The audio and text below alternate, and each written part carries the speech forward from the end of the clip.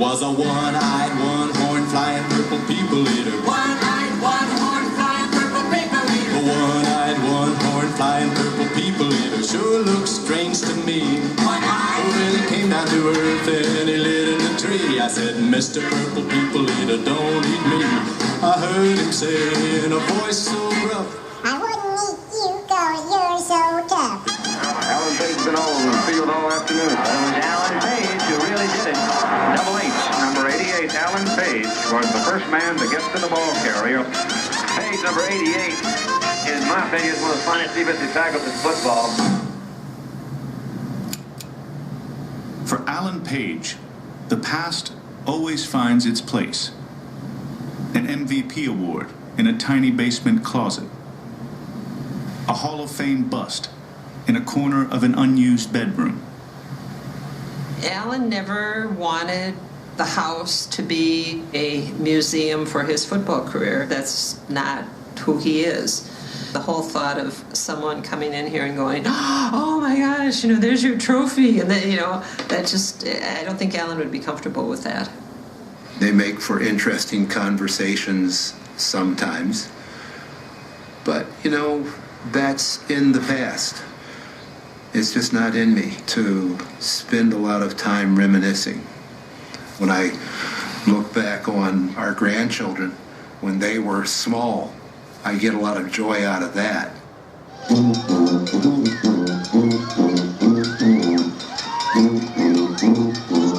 The Twin Cities Marathon goes right by our corner. We decided one year that we were going to go out and make some noise to cheer the runners on. And Alan went downstairs and got his tuba. And it became a tradition so that the runners started looking forward to seeing Alan on the corner. keep rocking, Alan. Every first Sunday in October, you can look for me at the corner of Knox and Douglas.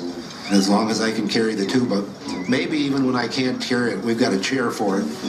Sit me in the chair and hopefully I can still have enough wind to whistle while I work. Page has always marched to his own tune. At the height of his football powers, he spent summers in law school. Near the end of his Hall of Fame career, Page was a defensive tackle in the fall and a practicing attorney come springtime. A decade after retiring from football, he ran for a seat on the Minnesota Supreme Court and became the first African American to win statewide election there. His rulings and their consequences have affected every American. The end of a nearly century-long struggle to reform America's healthcare system. Now, at 70, Page is a lion in winter. The law, to which he's devoted half a lifetime, says he must step down. In Minnesota, we have a requirement that justices retire when they turn 70 years old. I would dearly love to change that so that he could stay on. He has that rare combination of experience and wisdom and just integrity that you would want to keep in public eye as long as possible. Part of Alan, knowing that he loves this job, would love to keep doing it forever, but he knows it's time. For Page, 2015 is a crossroads, a year defined by an ending. But as spring turns to summer and summer to fall, this man for all seasons will face each one of them with a choice: stagnate or grow. Coming up, the journey through a final year on the court starts in style. This is more interesting, more challenging than any car I've ever driven. It can be high adventure.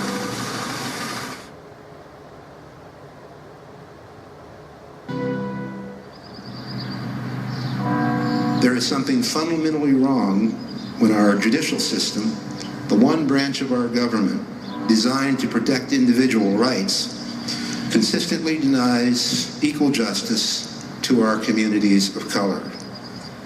As Dr. Seuss said in the Lorax, unless someone like you cares a whole awful lot, nothing is going to get better.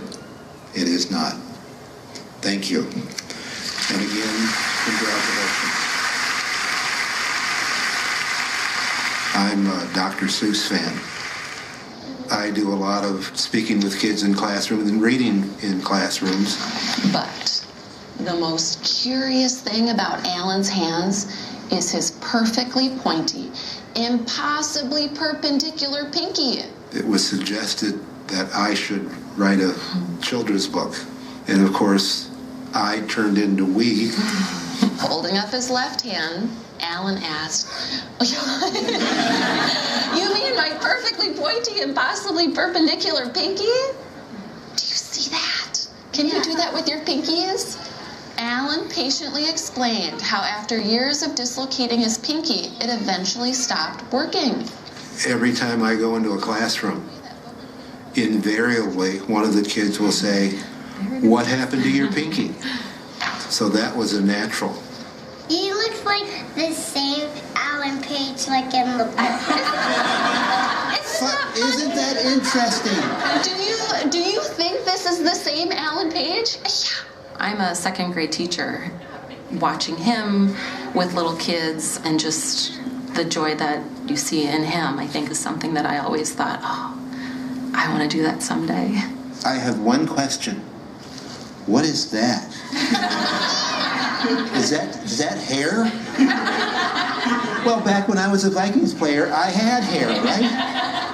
No matter who you are, no matter what your background, your skin color, your ability or disability, education is a tool that can overcome a lot of hurdles. For a black kid growing up in Canton, Ohio in the 1950s, you might aspire to a job in a steel mill. Both of my parents spent a lot of time talking to all of us kids about the fact that if we were going to have a better life than they had, then we had to be educated. The Pages enrolled their children in Canton's Central Catholic High School, where a growing Alan found himself in demand. I was asked to try out for the band. I suspect that had more to do with my size than any particular interest or talent that I had to carry around one of those old brass sousaphones. It helps to be big. Page's size made him a natural fit for Northern Ohio's true passion. Canton is a football town, and it was just, That's what you do. that's what you do. From the day I showed up at football practice, all of a sudden, I was somebody different. I got put on the pedestal right away. I like the attention. Who doesn't? But at the same time, I didn't understand it.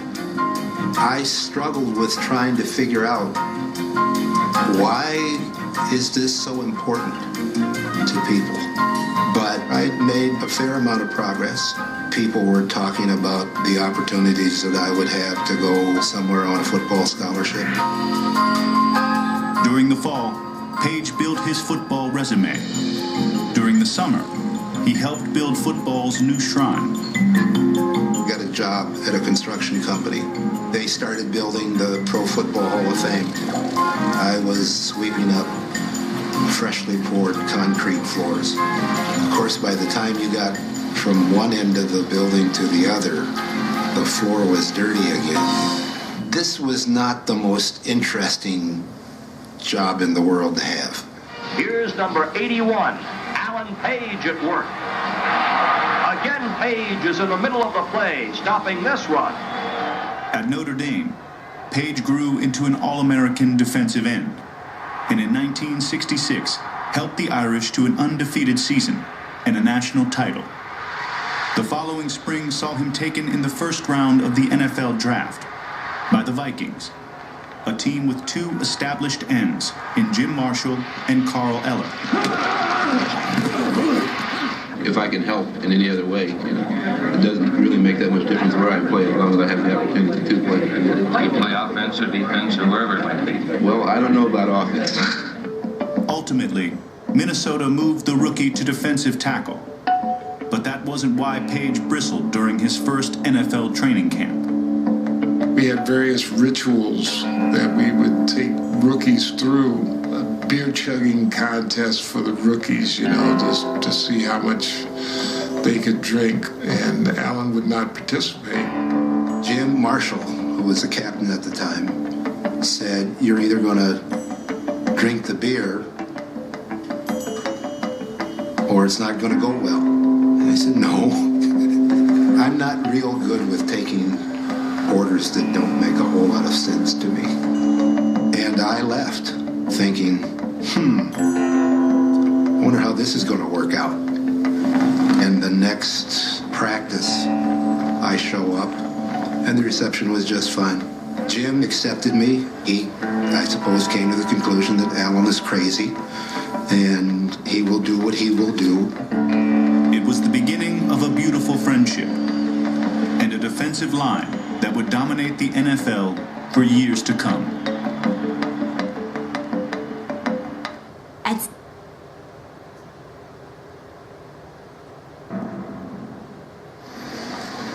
The Twin Cities Mall of America is the country's largest indoor shopping facility, big enough to house a roller coaster that occupies the ground where old Metropolitan Stadium once stood. On this turf, one of pro football's best defensive fronts earned its colorful nickname. The Purple People Eaters really put on pressure. Marshall, Page, Larson, and Eller. When these Purple People Eaters unload, they unload. Purple power! Purple power!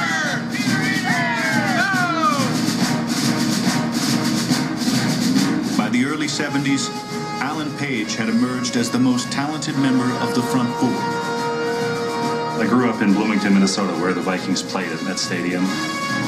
He was my first hero as a kid. It was just seeing his physical presence, seeing the number 88 I loved on those purple jerseys, and he just looked kind of like a scary figure, I think, to most people. But to me, he looked like a superhero.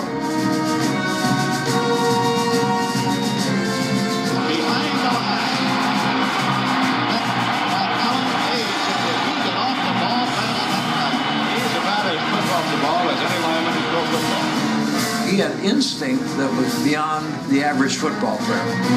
Alan's a very bright guy, and he's always as interested in why we did things. You know, not many players ask why. They just, you say, do this, they do it. Well, Alan was more interested in why and how, and made him a better player. I think Alan helped revolutionize his position in that way. They wanted to play defensive tackle the way everybody had played defensive tackle, and he wanted to play defensive tackle the way he thought he would be most effective, whether he was calling his own one-man stunts, whatever the quickest way to get to the quarterback of the ball carrier was going to be. You're staying in retirement. The fellows like Alex Karras and who's that fellow from the Vikings? Do you have any bearing on your decision? Alan Page? There's a young boy by the number of Alan Page. Fine young football player. Got a lot of desire, a lot of heart, a lot of speed. And anytime I consider coming out of retirement, I think of Alan Page. And it makes retirement just a little bit easier.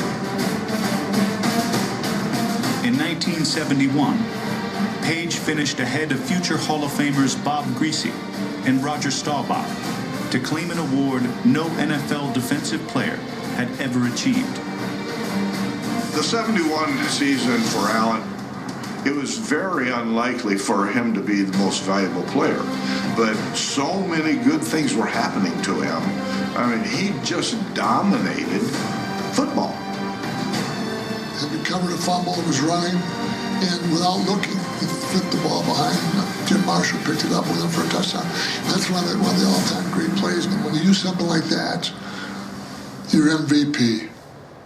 My dad, Jim Klobuchar, was a long-time sports writer and then columnist for the Minneapolis paper. He would bring me to the games, and I would get to sit out in that old Met Stadium and watch the Vikings play. One of the games was when the coaches referred to it as the game when Page single-handedly beat the Lions. It was like a crazy game. It was called for being offsides, and so I think he might have gotten a personal foul, actually, just by arguing with a ref or something. Page's overexuberance gave Detroit a first down in Minnesota territory, which didn't please Alan Page or the rest of the charged-up Viking defense. On the very next play, Page got his revenge, and number 88 made certain the official who had called the penalty realized it. It was an astounding series of downs. He had like 2 sacks, also stopped the running back for a loss. If ever a day belonged to an individual in a team sport, this day belonged to Alan Page. It was like he got mad for being flagged for not being offsides, for just being so damn fast. My overdeveloped sense of injustice, something that would happen that I thought was unfair. We have a marker down. A marker is down, and number 88, Alan Page, is arguing vehemently. The cause was people hanging on to him because they couldn't block him. That was the thing that aggravated him more than anything, is whoever was assigned to block him holding, and the referees just kind of overlooked it. In spite of the officials who refused to call holding, Jim's jersey was kind of ripped. As you can see, mine has been ripped. They ripped 2 or 3 jerseys off of me, 2 or 3 off of Jim. Alan's passion for justice was a quest he had pursued since early childhood. I had enough money to buy a little toy car, and on my way home, I went into a couple of different stores. Of course, I'm the kid. I throw away the bag. I don't keep a receipt. And I'm in the store playing with it and ready to leave, and I get accused of stealing it. And I don't remember much of the details beyond that, other than how traumatic that was. That played into this overdeveloped sense of making sure that everybody gets treated fairly. Today, the Page residence houses one of the largest private collections of Jim Crow-era artifacts. Constant reminders of the ongoing struggle for civil rights.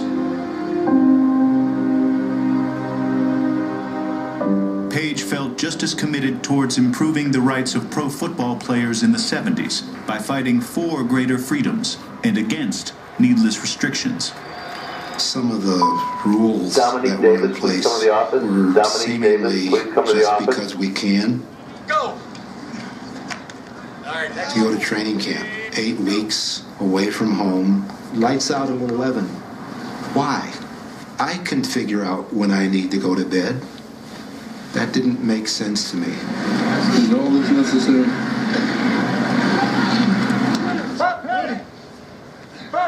We should be treated like adults, and we should have a fair share of the revenue that we generate. And so I became involved in the association. Being a player rep is one of those jobs that not many people volunteered for. They weren't exactly standing in line. Page found himself on the picket line in 1974, leading the NFL's first sustained player strike. I wish it didn't have to be, but the way things have gone, this is our only method of showing unity, showing our strength. Because of my involvement with the Players Association, I spent some time with lawyers and found out what it is lawyers really do. And ultimately, I knew I wanted to go to law school. By the time 1975 rolled around, it was time.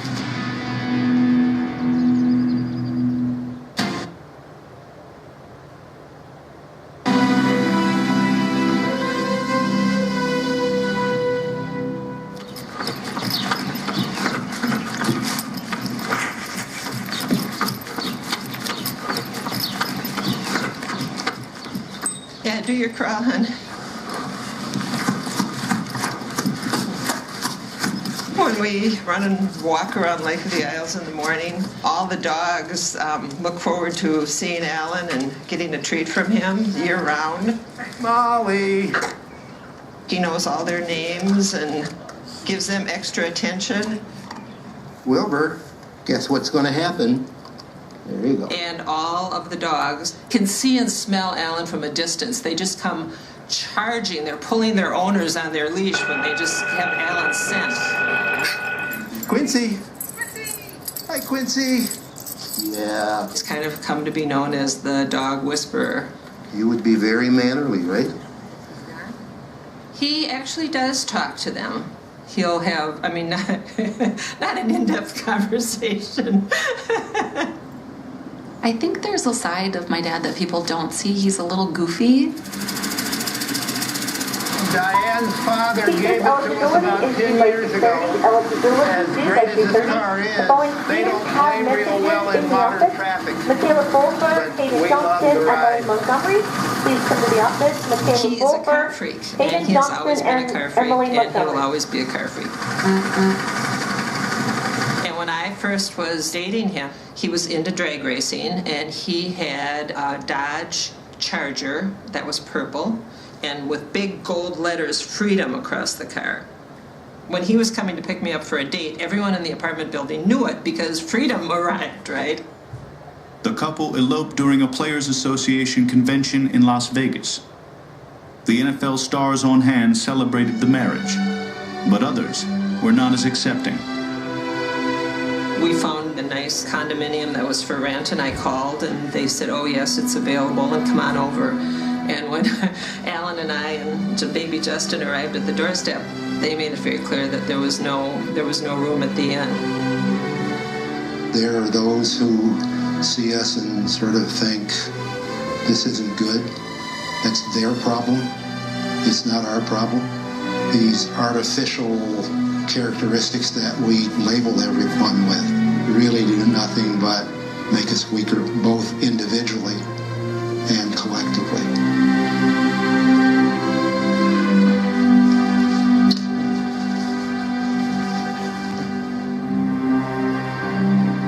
At home, the Page family grew steadily. But so did the number of crushing postseason defeats endured by the Vikings. We did lose 4 Super Bowls. That's painful.